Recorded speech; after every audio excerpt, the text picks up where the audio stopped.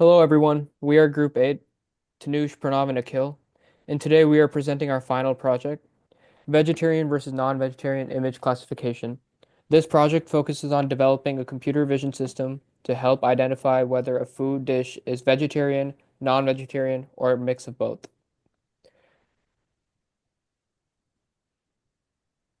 So many people follow dietary restrictions, right? So that's based off health, religion, and ethics, and they need a quick and reliable way to understand what's in their food. So, existing food recognition systems mostly identify ingredients, but often fail to classify full plated meals.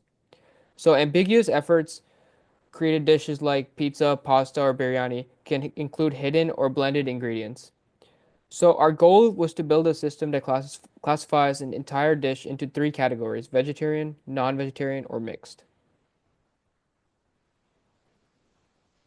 For our dataset, we use Food 101, which contains 101,000 images across 101 food categories.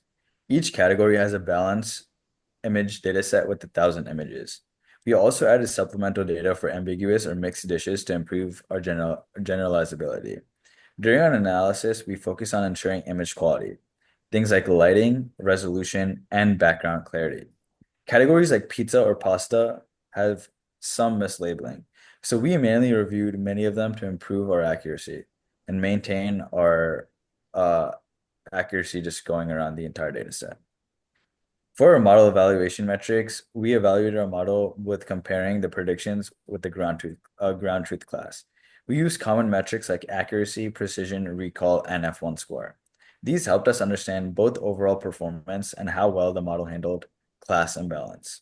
We trained the model to classify images onto one of three output labels: vegetarian, non-vegetarian, or mixed.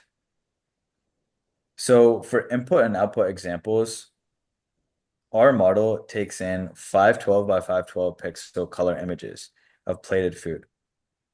It outputs one of these three classes.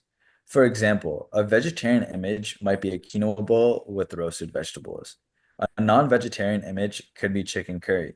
A mixed image could be a grilled platter that includes both vegetables and meats. This multi-class output helps capture more realistic and complex food scenarios. Exploratory data analysis. So like we said before, our dataset was the Food 101, which had 101,000 images for 101 food groups. And so for each group, we had uh, 250 manually reviewed test images and 750 training images. So some classes were easy to classify, like apple pie or chicken wings as vegetarian, non-vegetarian, respectively. But some of the mixed components were needed more careful review. So we also ensured our data set was balanced, which helped prevent the model to have bias towards certain classes. As you can see, so for our data set, like we had a lot more vegetarian and non-vegetarian compared to the mixed. Um, so we had to work on uh, improving the mixed data set so that it matched better. So there wasn't as much bias towards the mixed data set. So for our baseline model, we used a CNN convolutional neural network with three convolutional layers with 32, 64, and 128 filters respectively. Three max pooling layers and then two dense layers, two linear dense layers with 256 and 128 units. And then we had an output layer with three for each of the three classes. And so we used a ReLU activation and softmax for the output. And for our baseline model, we had a training accuracy of 78 and a validation accuracy of 71.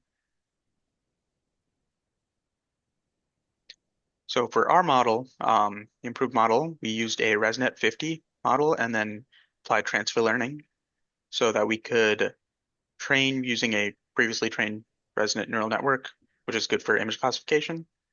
And we unfroze the third and fourth layer to help improve the training and added two additional linear layers after that. For our accuracy, we got 85 for training and 76 for the validation accuracy.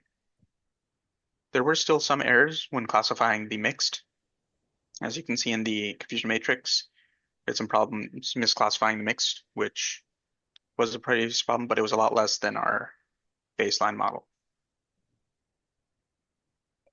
So ambiguous ingredients cause the most difficulty for the model, especially in dishes where small meat pieces are visually hidden. Still, we were happy with the results considering how visually complex these food images are. Our model showed strong performance for multi-class classification, even with label ambiguity.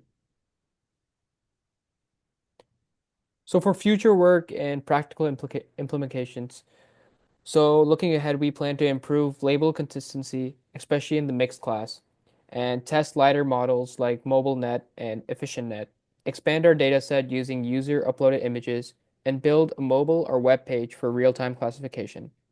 So our final goal is to make this tool both practical and accessible.